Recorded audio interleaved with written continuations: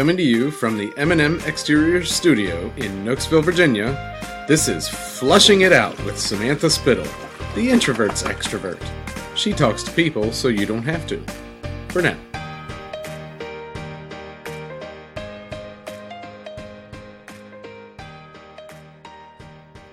So super simple example that I tend to, use and remind myself of is the dishwasher. Mm-hmm. So the dishwasher is an amazing machine that helps us get things done. Mm-hmm. But somehow the loading and unloading is this still crushing thing to do, which we're not even hand washing them. But I've played a game with myself where if I'm warming up something in the microwave for a minute or two, I'll say, okay, I'm going to unload the dishwasher until it dings. And more times than not, I would say 90% of the time, I'm finished unloading the dishwasher by the time the thing goes off. But I had avoided it for a day or two because in my mind, it was this is a 30-minute It's going to take forever. Yeah. And then the kids, now it's I can't yell at my kids when they're like, my room is going to take all day. Cause I'm my internal voice is, I don't want to unload the dishwasher. It takes all day. When no, it literally took 90 seconds. So 2 thoughts on that. One, I do that, but I make my cup of tea. Mm-hmm. So I boil my water. And then and then at the end, I'm rewarding myself with tea, which I love a cup of tea. So that's my I give myself a reward. So similar idea to the microwave thing. And then 2, one of my friends had posted on Facebook, since I know you do all your research on Facebook too. Yes. My entire life is on Facebook and that's where I learn everything. But she had posted a few years ago setting a timer. So setting the microwave timer for 15 minutes and you do a 15 minute Blitz Clean. Yes. And that's life-changing. There's a term, and I think Carrie Thomas used the term on hers, or Gretchen Kelsey. One of my leveling up podcasts, people who take things to the next level, just like you. It was, there's a technique. It's escaping me now, but there's time something blocks. That's where doing that with the kids, because they have about a 15-minute attention span on a good day, 15 minutes to clean their room. Boom. Done in 15. I mean, then it's not it's going to take all day. Just spend 15 minutes. And that's all you got to do. Just got to be focused for 15 and then you're done. And it's amazing when you get done in 15 minutes. Yes. I mean, it doesn't, the house doesn't have to be thoroughly spotless. Exactly. You can do a pretty good job just picking stuff up in 15. Yes. If you were to have, somebody calls and says, I'm going to be by in 15 minutes and you look at your house, you're like, oh crap, what do I have to do in 15 minutes? You can spot clean your house in 15 minutes. I mean, you're grabbing that laundry basket. Oh yeah. And hiding it. But I mean, you can do that. But you at least get it to, what is it? It's called 0 or something. Yeah, you get it's a neutral. Yeah. And you get things back to neutral and it's good chi. It's important. And totally. I think that's actually one of the things I had later for a tip is whether you're at work and having a clean office or a clean workspace or it's in your house. And for me, when everything else is chaotic in the house and a complete freaking disaster, all I need is my kitchen and my entryway clean. Mm-hmm. That's the heart of the house. If my kitchen is clean and my entryway is organized and the kids' shoes are actually not everywhere, it's amazing. The entire chi of the house and I can handle things again. Yes. So Carrie recorded her podcast months ago and we finally just the other day hung up hooks by the front door for their backpacks because we originally hung hooks at the back door. Yeah, you were saying that. Yeah. And this is life. It has been life mentally changing. Such a small thing, but the mental load of why are these backpacks on the floor again? Well, because they had no place to hang them. So such a simple thing. And we did in our house, did this last year, but it made me think about it when she had her podcast with it, was we put the little Rubbermaid hooks on the end of our counter to be able to hang their lunch boxes on when they come home. So they empty their lunch boxes and they hang there. So when it goes to make lunch, because we do our lunches at night, they're right there. So we don't have to go get them out of your backpack. Whoa. Don't go. I mean, all of that. Because they need systems. Just like at school, they go every day. They do the same things. Okay. I need systems too. I mean, it's just one of those, and you're like, wow, this is one of those really easy things because it was driving me nuts last year. I'm like, they can never find their lunchbox. They never go get it out. And it's only 10 more steps to go get it out of the coat closet, which we put in their coat closet hooks that are at their level for their backpacks and their jackets. Not that they always get there, but there's a place for them. There is a home. There's a place for them. They know where it's supposed to be. They just choose not to put them there. But then when we did the lunchbox thing, it's they know when they come home, they put their backpack away, they pull out their lunchbox, empty it, and hang it up. What a concept. Okay, that's writing that on my list. I gotta try the hooks on the side of the cabinet. And those are the little Rubbermaid ones, so you can pull them off at some point when they're like old enough to not have to have a lunchbox on the side of your cabinet. I already have a spot. I'm excited. See, glad I can help. Yes, thank you. Glad I can help. All right, share your wisdom. Share my wisdom. All right. So what else did I have that I wanted to share? Calendar. I know you and I talked a lot about calendars and you like written calendars, right? So I use my digital. I use my phone. Everything is in my phone calendar, but I'm definitely a handwrite list person. And I use my digital, but back in the day when I was doing Mary Kay full time in college, I used a paper calendar because, you know, it's before fancy cell phones. That's when we still had flip phones. And those little calendars sucked and then like you did the triple entry for everything. Yes. I had no, one time management thing that I did that worked well was when I wanted to book my appointments, I would just circle the night that I wanted to book something. And then I visually, would look at my calendar and see, oh, that's the night I want to book something. Now, because life fills up for us, I realize that I'm in more of a reactive mode than a proactive. Thank you. Proactive mode. I can see the look on your face. Like it's going to come if I slow down. That big word. Yes. What is it? Want to be more proactive. So with goal setting, things like that. So I am at a place now where the digital calendar works for reacting and some pre-planning and things like that. But I think I need to get back to paper for more strategic planning. So I'm going to disagree with you. All right, good. Perfect. Because, this is why I love conversations. Maybe this is because I like the electronic because for me, personal and business all go onto one Outlook calendar. Yes. Okay. I'm there. I do that. So everything goes on there, but also because then you can plan in all of your recurring events easily. So T-ball starts this month and ends on this month and it's every Monday from 6 to 7 and I can stick it on my calendar with a recurring event. And I invite Troy to it. So then it's on his calendar as well. And then now that I have Callie, I invite her so she knows that we don't plan anything that night because we got to deal with our own life too. So it makes it really easy. And if something moves, you're not like, hey, don't forget to move that. That over there is canceled. Oh, it's because if he's invited, then when you change it in your calendar, he'll get updated. Oh, yeah. Nice. So it makes life easier. But also on the electronic side, you can color code stuff. You can do a lot of that. So for me, like everything's color coded. When I look at my calendar, personal is in green and I've got business in blue and I've got networking in purple and nonprofit stuff in yellow. And I've got, when I'm teaching, it's in dark blue. And like, so everything has a different color because I can look at my calendar and see like, okay, one, am I off balance? Is there too much of something going on? But also I can look at it and go, okay, how much time am I spending with different things? So I can go back and I can visualize that a little bit better. But then, for me, I have more control over it because like when I have those set things and I'm not spending time getting something off of paper and something off of electronic and pulling all these calendars together, it makes it easier, at least for me, to save that time. Yeah. So, and then I block in there, okay, if I need to have blocks of time for like headspace or for brainstorming time or a big project, I can block that directly on there and then nobody else can mess with it. So I share my calendar also for me. At work, I'm sharing it with coworkers and stuff. They can see if I'm free, busy, or whatever. But like, I don't want to know like what I'm actually doing because they might see I spend way too much time doing other stuff. But I'm highly successful at what I do. Therefore, leave me alone, right? Yeah, that's like kind of how a lot of people want to be, right? It's like leave me alone. Just don't schedule stuff over me. But it makes it so that I'm accountable as well, I guess, in it. And then if other people are trying to schedule things, they can work around me a little bit. Yeah. So electronic calendars, at least for me, work really well. There's some people that still like paper. The thing about paper is then you have to carry your paper calendar with you everywhere. Yeah. That's why I like my digital. Like everything's on my calendar. I schedule stuff and, all the day before realize, oh, I forgot about that, networking event or something, but I'm still good to go because nothing got scheduled over it.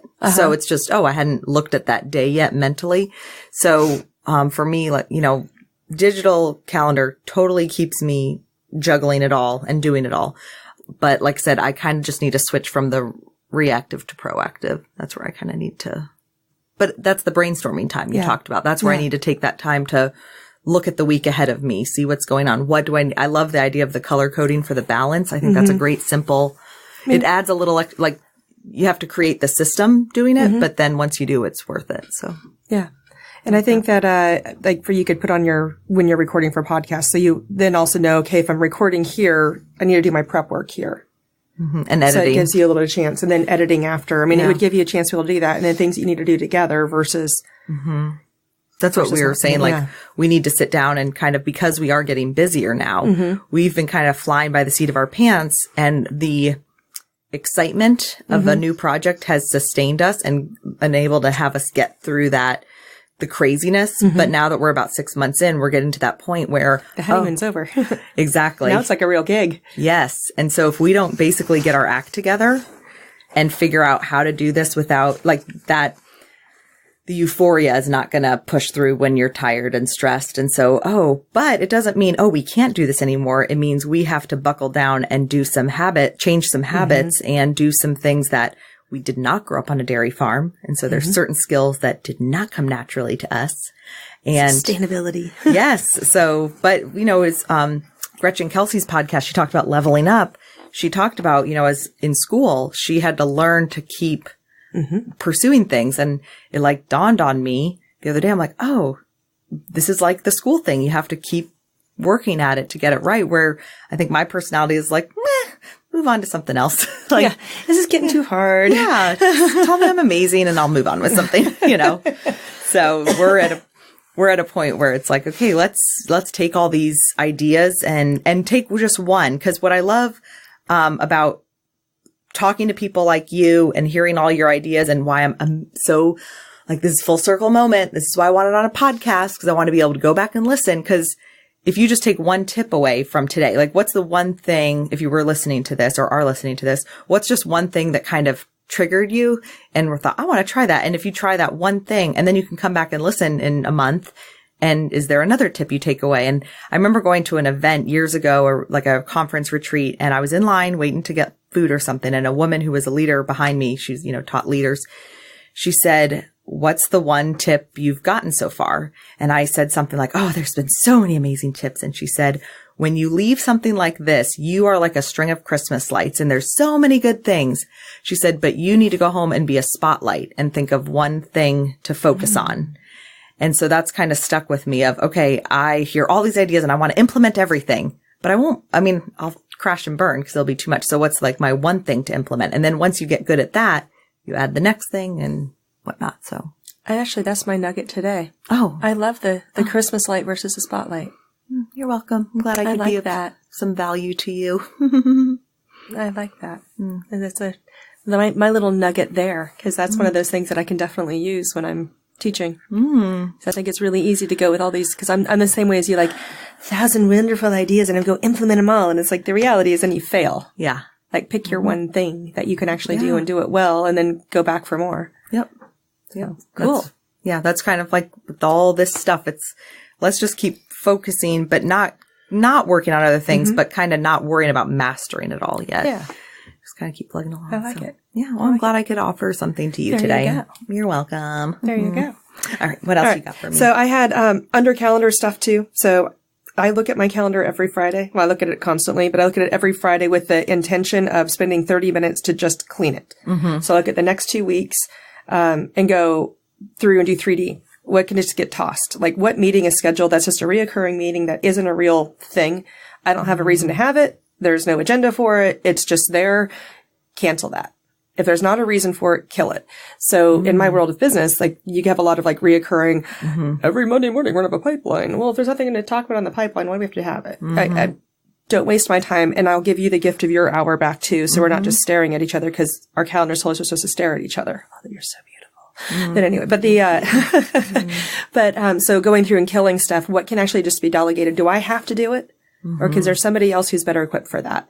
And then what on there really has to be done? And if it needs to be done by me, what prep work's it going to take that I can set myself up on Monday or on Friday afternoon to make sure that on Monday morning be successful for that next, really, I look at 2 weeks, but really that next week, I should have already done a lot of that prep work already by Friday, especially if it's for Monday. Yeah. But just staying ahead and just every week, just taking that time to clear it out.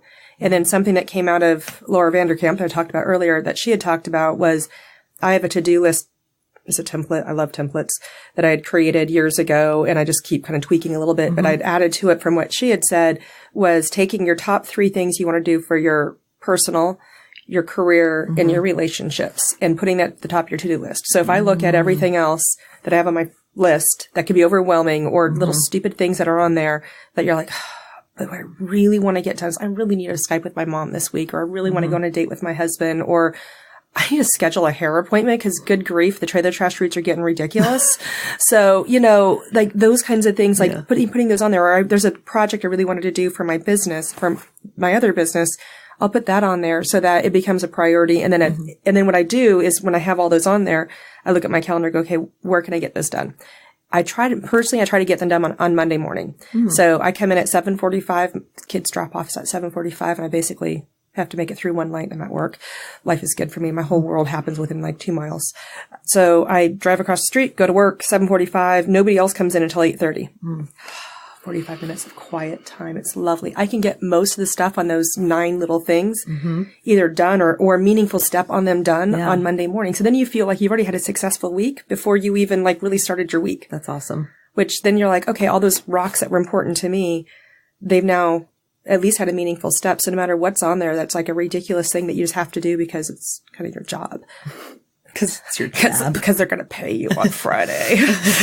You're like, oh God, I could suffer through all of this stuff if I just get my personal things done too. Yeah. But it makes you feel accomplished. Because you have to get those other, yes, you're working for theoretically 40-ish hours of your 168, but there's things that happen in that 40-ish hours that personal things have to fit in there somewhere too, and other stuff. So can you feel accomplished, and can you find balance in doing that? So that was a big one for me, is making it so I got those types of things done. And that was a big aha moment when I was at LeaderCast Women, was like, okay, that was my big takeaway nugget that year, was I am changing my to-do list to add that on there.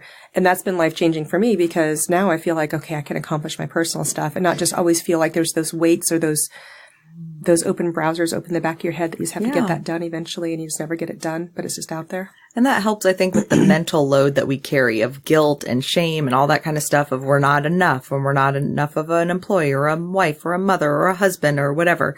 When you see on paper that you are making time for all that, I think it helps, not only from a productive standpoint, getting it done literally, but then just the mental load. You can then be more focused and say, okay, I can spend this time doing X, Y, Z, because the other things that are in the back of my mind, those open browsers, as you said, you have a time to deal with that. So yeah. And crazy things like I need to go change the oil in my car so my engine doesn't blow up eventually.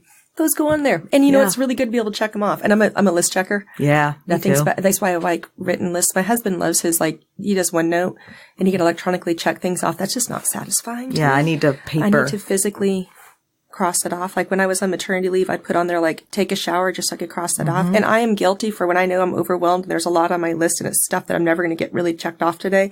I will put stupid things on there like listen to voicemail. Boom. Yeah. Check. Boom. Done.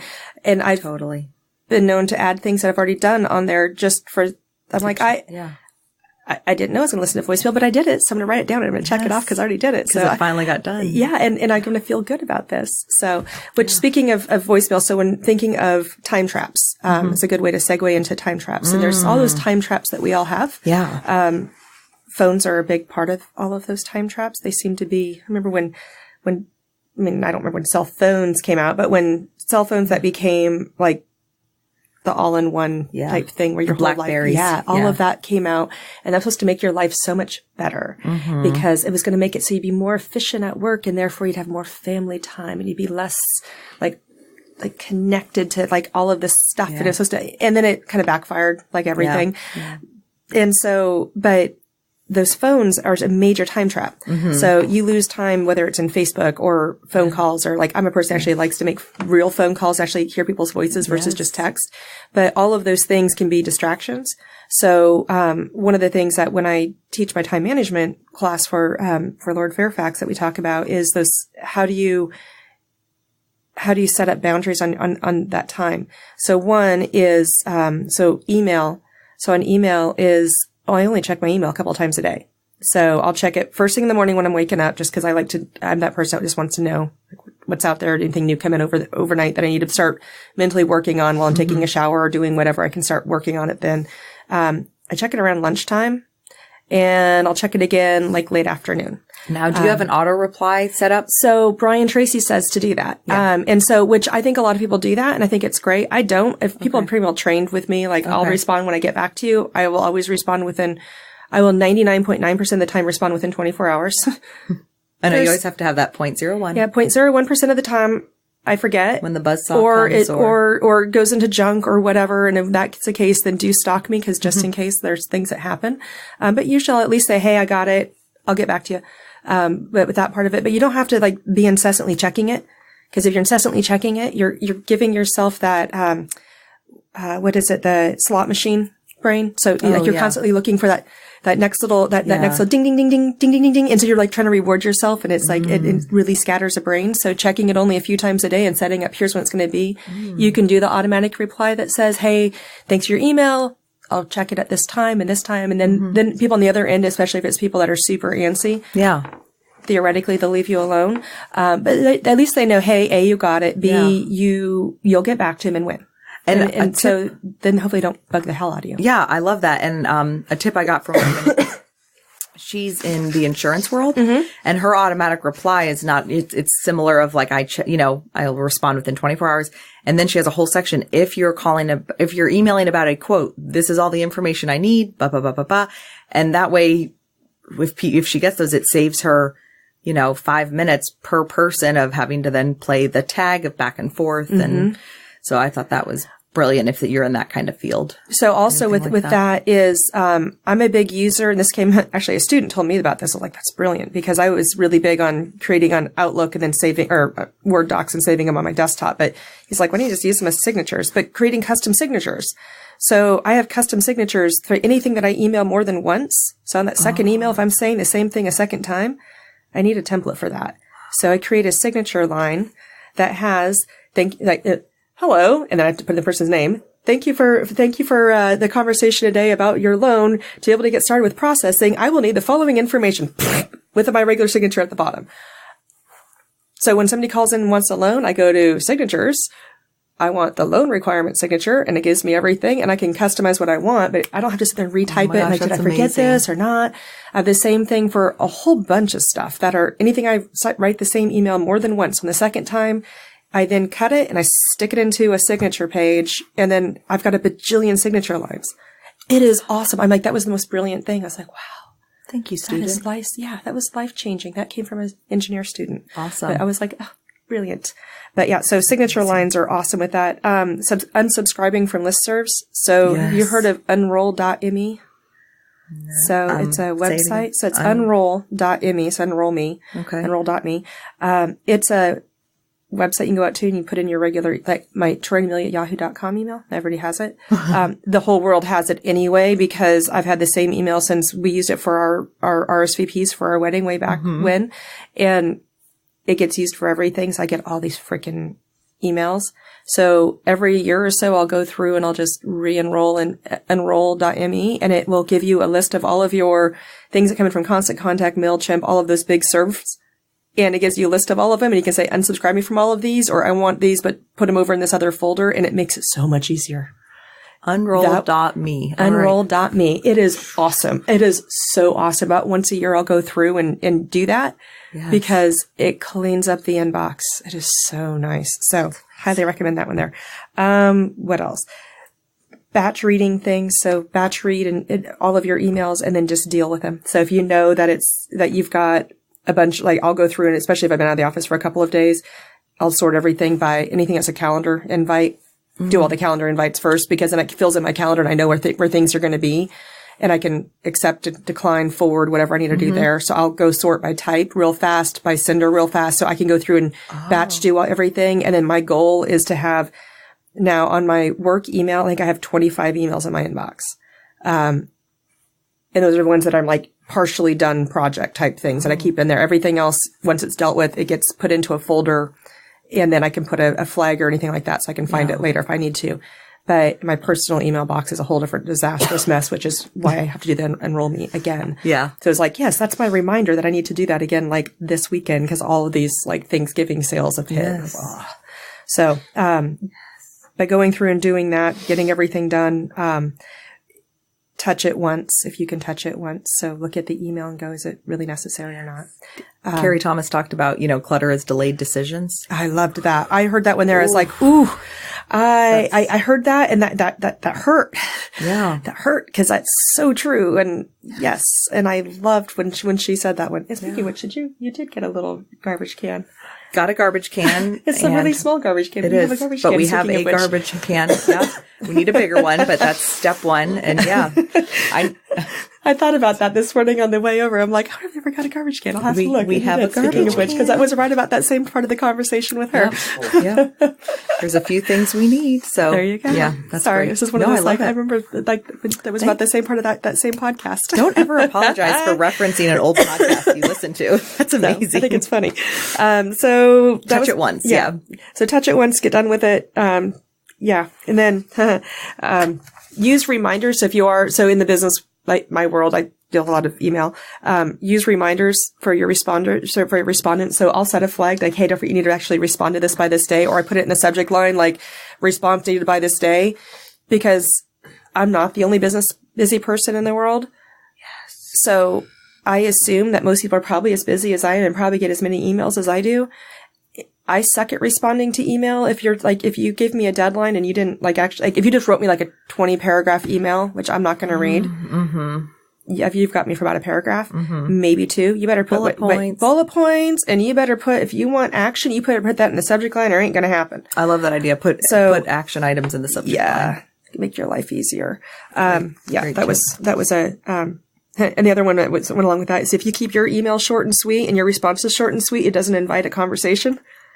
And then you don't end up in this like back and forth, like how's your mama, blah, blah, blah, back and forth thing. And it's like at that point, if it's going back and forth, same with text, I'll just pick up the phone and have a phone call. Yeah, we can probably just knock it out of the park real quick if we just have a phone call about that. It is okay to actually hear each other's voices in this day and age.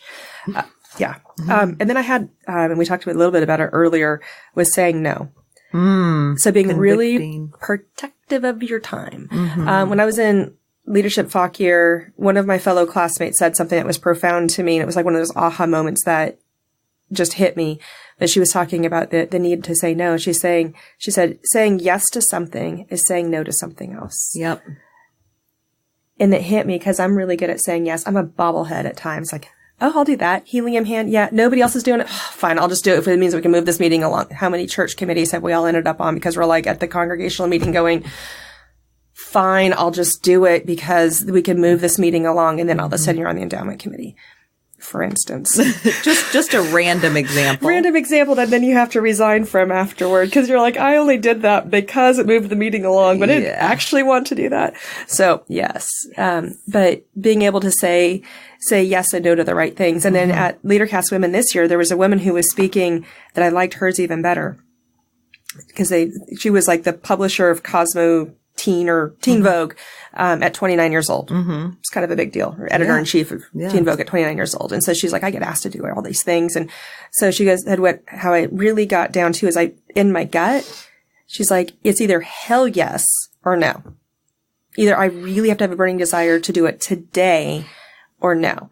Because future me doesn't want to do it any more than today me. So if you're saying yes to something and it's like in June, 6 months out, and you're like, fine, I'll do it in June.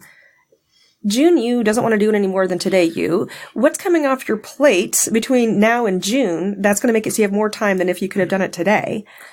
I was like, brilliant. Okay, say that one more time. If present you, what did you say? So present you, current you, doesn't want to do it today. What makes you think that June you wants to do it? So true. Oh my God. Because how many things do we? Yeah, I'll do that in June. And you hope that you're going to get the motivation by then. Yes. And we all why do would it grow? And then we look at our calendar the week before. I'm like, why did I say yes to that? Yes. But now I can't back out because I agreed to it 6 months ago. Oh. And I'm going to be a jerk. So then you're doing it half-assed and you don't really want to do it. And you suffer through it. So are you giving your best effort? No. And did the person that had the forethought to ask you 6 months ago deserve your best effort? Oof, convicting. Yeah. Convicting. So I was like, I like that. So that's actually a combination of two things from LeaderCast, but that was like, love it. Brilliant to me.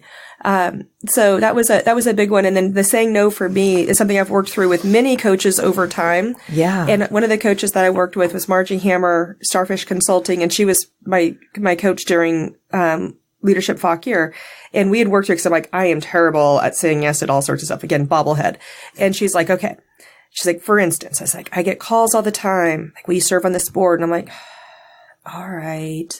She's like, so instead of doing that, so I now have literally next to my phone in my office, a piece of paper taped next to my phone that says, before saying yes, bold, before saying yes, I have to ask these questions. 1, am I uniquely qualified to do this? Do they need Amelia to do this? Or do they need someone like Amelia to do this? Am I uniquely qualified to do this? Uniquely qualified to do this. Like, do they actually need an Amelia? Or do they actually need Amelia? Or do they need an Amelia? Okay. They just need someone with these skill sets. Am I uniquely qualified to do it? Am I going to build a muscle or flex a muscle that I want to build? So is it something that I'm going to go try to do something new that I want to do? That you want, and you want to improve on it. If it's something that you is it like on. Or is it something that I want to do more of? Like, I'm good at governance. Do I want to do more governance, or am I good with governance right now? Depends. And am I going to have fun doing it? Will I actually enjoy doing it? Like, in my heart of hearts, am I going to enjoy doing it? And if I say yes to all 3 of those things, it has to be me. It's something I actually want to do, and I'm going to have fun doing it. Yes. Then I ask them for more information. So it specifically says, before I say yes, I need to know X, Y, Z, and I'll get back to you by this day. And so, I mean, it gives me, like, I have a script to be able to do it. And if the answer is no to any one of those 3, is thank you so much for thinking of me. I'm very flattered, but no. So if listeners are listening to this and I approach you to be a guest on the podcast, you can follow those 3 tips. There you go. But I mean, that was big for me because, and a lot of times I ask for more information and the person is really lazy and doesn't want to give it to you. Like, they'll just go to the next person who just says yes. And I'm like, well, they didn't actually need me then. They just needed a warm body. That's a good Didn't need my warm body. They needed a warm body. That's a great way to filter it out. Right? I'm like, I love it. So that's been and between those things. Yeah. Because if they ask you and follow up with you, it's like they're serious about it. They do need you. And it gives you time to process all those questions. Yeah. So. And it gives you a chance to cool off because you're not like feeling guilty when you're on the phone, but I really, and it was really going through that process is why I accepted going on Be the Change Foundation board was because Marianne actually followed up with everything I asked for. Like she actually followed up with it all, got me everything I asked for. And after I poked a bunch of holes in it, she still wanted me, which was surprising, which meant that I was actually uniquely qualified. And she actually needed me, not just a me. Yeah. And I was like, I'm going to have fun doing this. These are women that I respect in our community. That's going to be fun. So I went with it. So I was glad I said yes to that one. Yeah. That's awesome. Yeah. Is there anything in your notes that you skimmed over that you wanted to touch base on?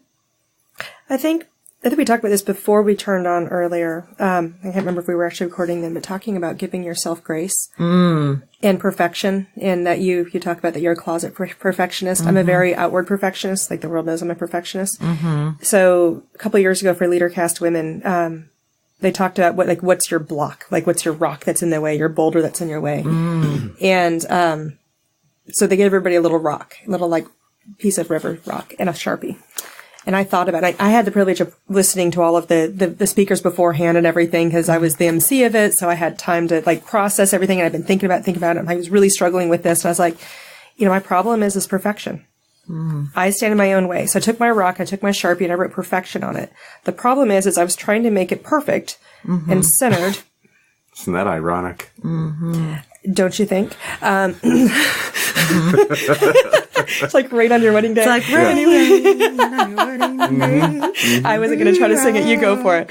So my perfection rock is really perfection because I did not get it centered properly for the size of letters. So it's perfect-ION because I have a problem with perfection and screwed it the hell up. And so my little rock says perfection and it sits on my desk to remind me that I need to give myself grace every day. And so I was up at Sherry's stuff up in Old Town Warrenton, and I found a rock when Amelia Grace was born that says grace on it.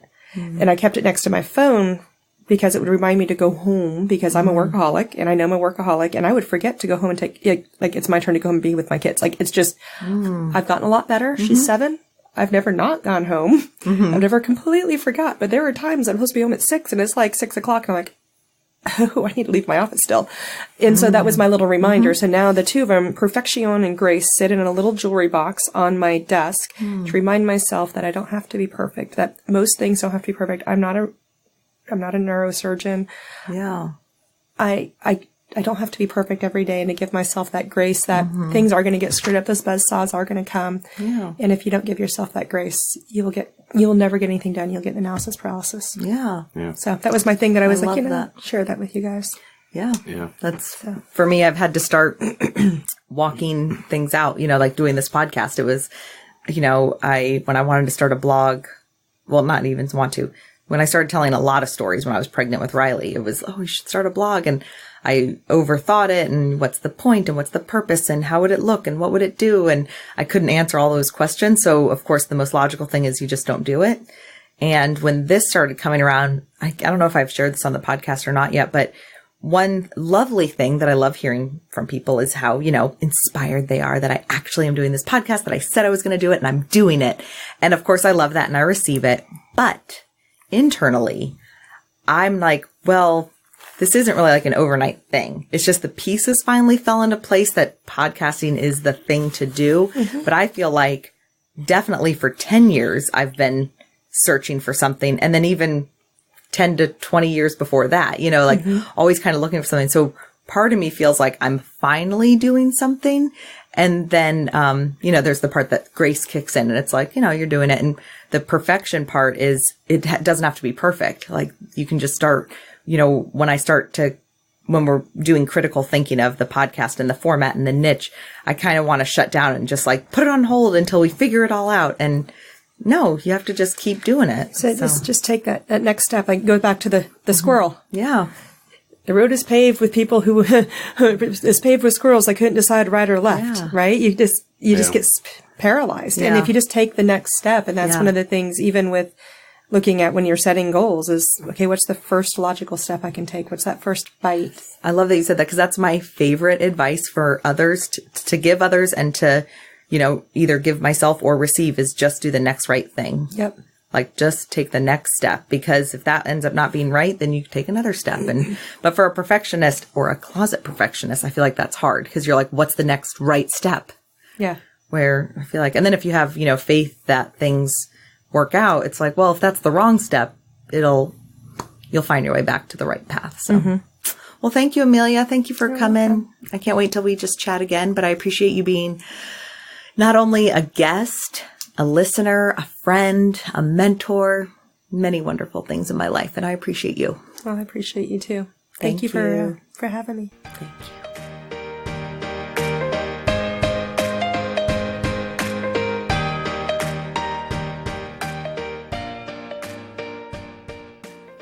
And that's a wrap for now. Thanks for listening to Flushing It Out with Samantha Spittle. Music provided by twinmusicom.org. Song titled Night at the Dance Hall. Sound editing by me, Jeremy Spittle. A special thanks to our studio sponsor, M&M Exteriors. Visit their website at mmexteriors.com for all of your roofing, siding, and gutter needs in the Northern Virginia area. Visit our website at flushingitout.com and be sure to subscribe. This has been a Spitfire production. That was the greatest thing I've ever heard.